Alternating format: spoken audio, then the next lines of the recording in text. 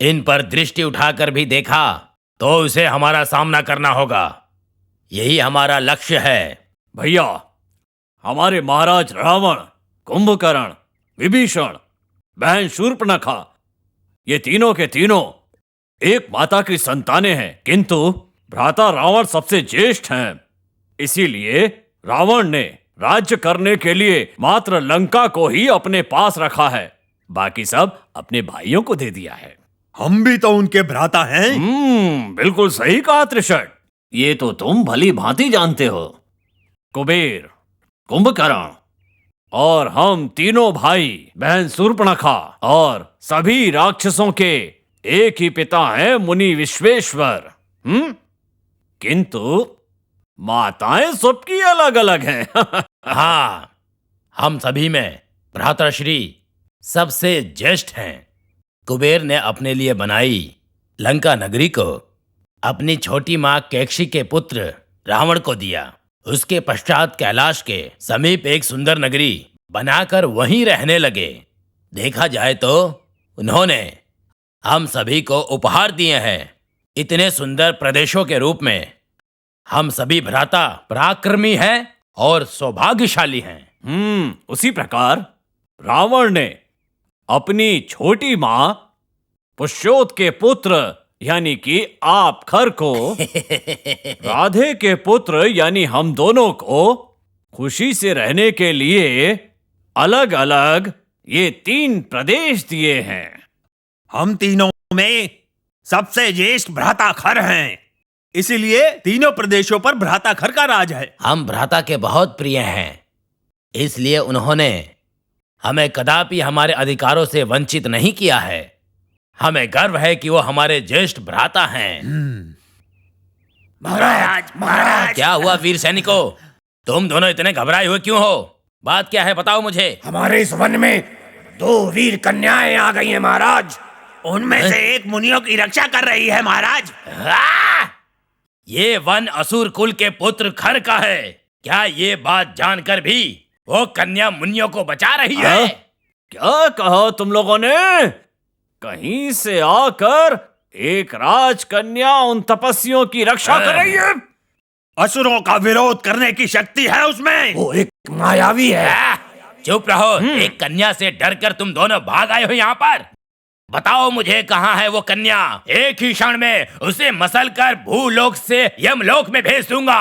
चलो मेरे साथ। महाराज, यही है वो कन्या। जी हाँ महाराज, यही वो कन्या है जो इन मुनियों की रक्षा कर रही है।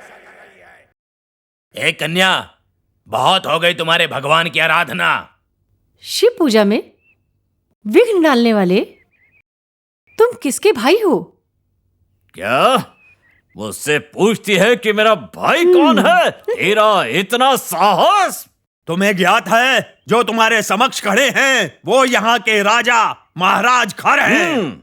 और हम दोनों इसके भाई हैं। मैं दूषण और ये त्रिशट। तो ये बात है, अयोग्य राजा के 3 मूर्ख और धूर्त भाई हमारे इस वन को अपने कर्मों से अपवित्र कर रहे हैं। मुझे तो तुम तीनों बुद्धिहीन प्रतीत होते हो। बस कर कन्या, तू जानती नहीं है तू किसका अपमान कर रही है। हमारे सैनिकों को तुमने क्यों भगाया और यहाँ रहने वाले ऋषि मुनियों को क्यों बचाया, बताओ। हाँ, जितना शीघ्र हो सके बता दो, नहीं तो इसी स्थान पर मैं तुम्हारी बलि चढ़ा दूंगा। तो ठीक है, तनिक मैं भी तो तुम्हारी वीरता देखूं। ऋषिवर, आप भी देखिएगा कि ये लोग कैसे मेरी बलि देते हैं।